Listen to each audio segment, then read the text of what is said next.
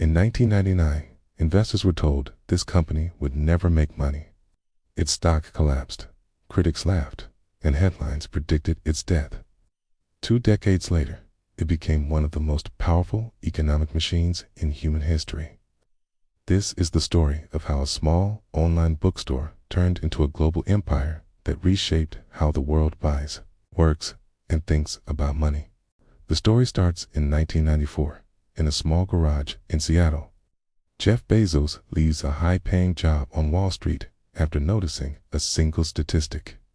The internet was growing at more than 2,000% per year. He didn't start with a grand plan to rule global commerce. He started with books. They were easy to ship, had massive selection, and no physical store could compete with infinite digital shelves. The company was first called Cadabra, like abracadabra. It was quickly changed to Amazon, a name chosen to suggest size, scale, and dominance. From day one, the goal wasn't profit. The goal was growth.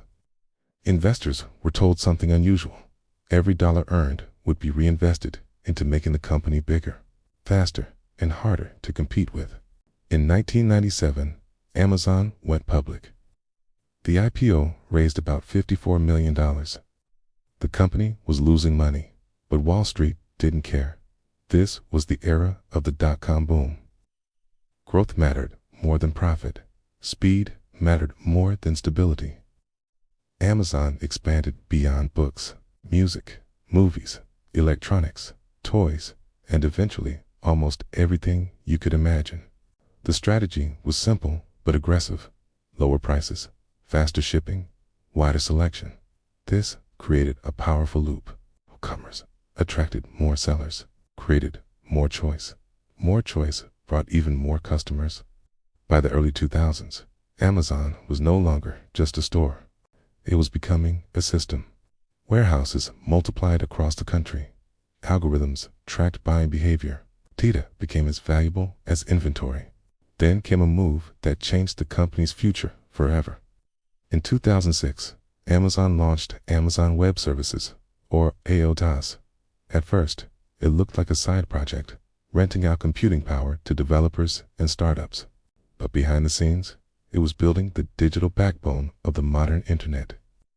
Netflix, Airbnb, and thousands of major companies would eventually run their systems on Amazon servers. Retail brought attention. Cloud computing brought profit. By the 2010s, AWS was generating billions in operating income, quietly funding Amazon's expansion into new industries.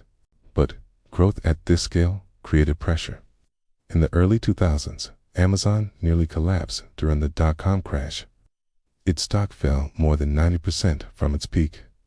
The company was burning cash, and investors feared it would run out of money.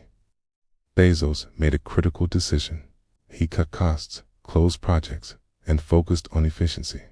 The company survived while hundreds of internet startups disappeared. Years later, a new kind of tension emerged. As Amazon grew, government and competitors started paying attention. Small businesses accused it of using their sales data to create competing products. Workers raised concerns about warehouse conditions and intense productivity targets. Regulators in the United States and Europe began asking a dangerous question for any giant company: is this a monopoly? At the same time, Amazon kept expanding. It bought Whole Foods in 2017 for nearly $14 billion, entering the physical grocery business. It launched its own delivery network, reducing reliance on UPS and FedEx. It was no longer just a customer of the economy. It was becoming part of the infrastructure. The real crisis didn't come from a stock crash. It came from scale. During the COVID-19 pandemic in 2020, Amazon's demand exploded. Millions of people depended on it for essentials. Revenue surged. Profit soared. But with that success came political and legal pressure. Lawmakers accused the company of unfair competition. The Federal Trade Commission and state attorneys general filed major antitrust lawsuits, arguing that Amazon used its power to block rivals and control prices. At the same time, investors saw something new. Growth began to slow. Costs rose. In 2022, Amazon reported its first annual loss in years, driven by overextension in warehouses and logistics after the pandemic boom faded. Its stock dropped sharply, wiping out hundreds of billions in market value. For the first time in decades, the narrative changed.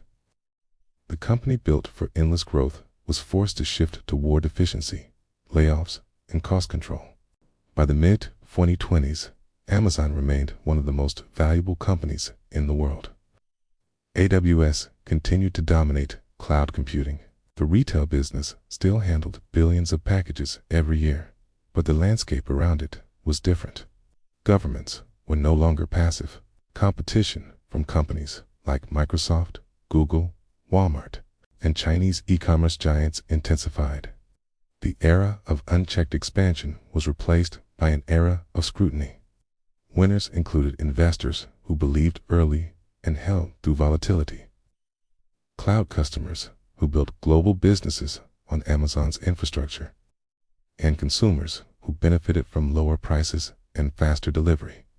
Losers included traditional retailers that couldn't compete with Amazon's scale. Workers caught in the pressure of high-speed logistics, and small sellers who became dependent on a platform they didn't control. Amazon's rise wasn't driven by a single product or invention. It was driven by a strategy: grow first, profit later, and build systems so powerful they become unavoidable. From a garage in Seattle to a backbone of the global economy, its story is not just about a company. It's about how modern power is built in the digital age. And the final question remains open. In a world run by platforms instead of places, who really controls the future, the customer, the company, or the system they both depend on?